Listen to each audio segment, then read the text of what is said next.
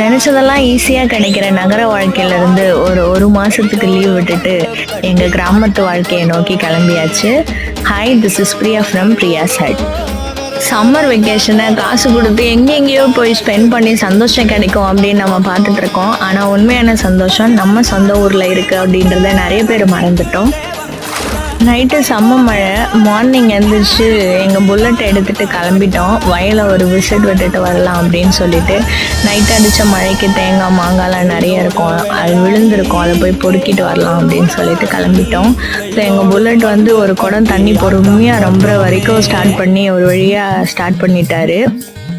போனதுக்கப்புறமா வயலில் என்ன பண்ணோம் அப்படின்றது நான் உங்களுக்கு நெக்ஸ்ட் வீடியோவில் அப்டேட் பண்ணுறேன். நீங்களும் இந்த மாதிரி கிராமத்து வாழ்க்கையை மிஸ் பண்ணியிருக்கீங்க அப்படின்னா ஒரு தம்ஸ் அப் கொடுங்க கமெண்ட்டில்.